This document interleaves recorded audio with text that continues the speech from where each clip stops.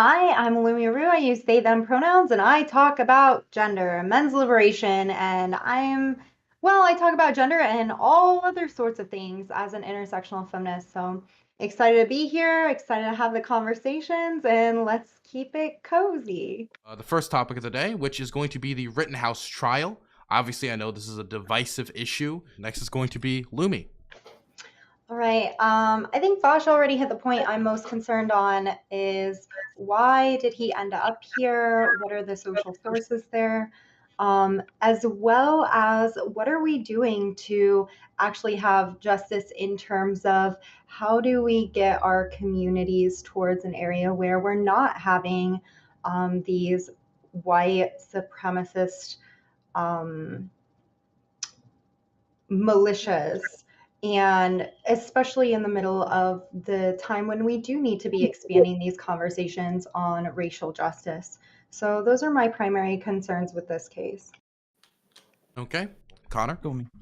Yeah, so no, I get it. We're all being sober adults. I super appreciate it, actually. I was expecting this to be a flagging fest. We can probably get into that pretty soon. Law and order.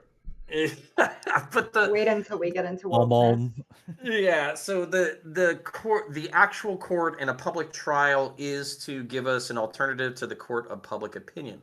All right, I think this is completely accurate, but I'm gonna pull a lecture fan and I'm gonna go, the left has been, tried in the court of public opinion for a year with evidence that has been publicly available for the better part of a year. And even in this panel, we're still using terms like white supremacist militia in order to describe the incidents that unfolded. So this is where the left is, capitalizing on a narrative that isn't substantiated by evidence that we've had for like a super long time, and then using it as jet fuel to continue with like protests and riots. And like that. Who said white supremacist militia?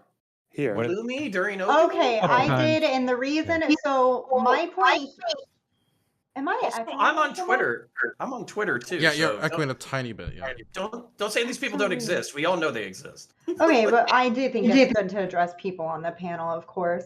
But I did say this, and what I should have probably said is I do think that he is influenced by a lot of the narratives in what we have seen regarding white supremacy. So that's frustrating. I can't say that for sure, but I do think that the case of him being with the white supremacists in the bar drinking is something to be mindful of. When you have a 17-year-old around someone who are blatantly Proud Boys, white supremacists, I think it's dangerous to ignore that reality and try to shut down that conversation, especially when that's right after. Wasn't that right after he got out on bail?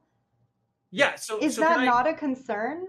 No, Why no, do we have to shut down that conversation? Yeah, can I address this directly? Because we're jumping between like multiple definitions of white supremacy. If you want to talk about like a highfalutin academic, like white people have set systems up and systemic racism and capitalism and all that kind of shit, you could say that about the Proud Boys. But if you're talking about like ethnonat, Richard Spencer, Roman saluting Fuentes, people, then or even Fuentes. I don't even think the Proud Boys are Christian nationalists. Then they're like, we're talking about different categories of right wing, different categories of what some people define as white supremacy. And when you say white supremacist, like nobody in the conservative or libertarian movement is thinking like, oh, in an academic sense, they contribute to systemic racism. They're thinking Klan hoods. That's what they're thinking. And then on top of that, normies are thinking that too. And that's part of the reason why discourse is so poisoned around these conversations, is because we can't be nuanced. I literally just got called a fascist today. And it's like you don't know what the word means. Like, right. All right, anyways, not you, the ambivalent you. And I think the left has a similar frustration that we all just get grouped.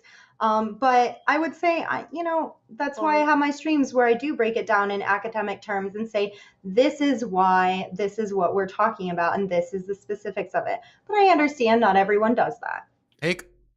I just wanted to correct the record on Proud Boys. They're generally honorable, in fact, by and large, honorable men who just defend the innocent from the evil. God damn it. Like, I can't.